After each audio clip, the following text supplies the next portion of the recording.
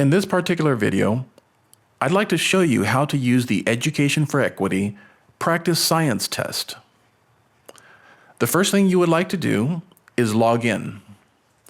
Enter your username and your password, and then click the blue button that says Log In. Once you've done that, go ahead and locate the trial version. This is the elementary practice science test that tests 5th grade. After that, you get to this page, and it's a simple process of just clicking on links going from top down to the bottom. You click on the first link, and basically from then on out, all you really need to do is click on the bottom right link to get to the next section. So when you click there, it brings you to this page. If you click here, it brings you to the glossary. Then when you click here, it brings you to the set of test questions. Click on the gray button to go to the test questions. Each question has its particular feature. Some are drag and drop features,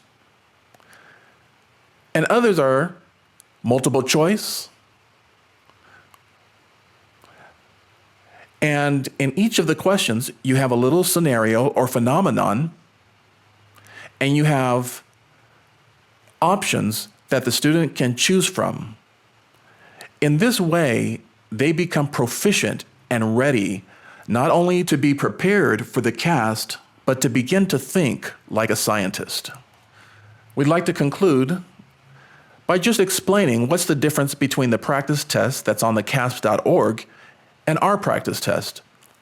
Both are excellent. I encourage you to take the CASP.org that is listed on the website from ETS. The problem is you can't store grades, you can't print out a report to show which standards students are struggling with, you can't see which DCI, SEPs, and CCCs are linked. You can't use the test to show how subgroups are doing. But with our test, you can actually store grades, you can print out a report, you can see which DCIs and SEPs and CCCs are linked to each question, and you can use the test to examine how subgroups are doing.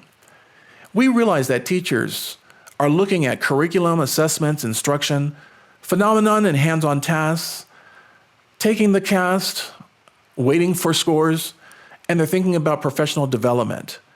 Our advice strongly to you is at this point of the school year, you should be thinking about finding a practice assessment that can become the foundation for your incorporating NGSS into your teaching throughout the year. If you have any questions, or you'd like to take the free trial 2-week assessment, or you've taken the assessment and you'd like the answers, go ahead and email sarah.edforequity@gmail.com. Thank you so much for your time.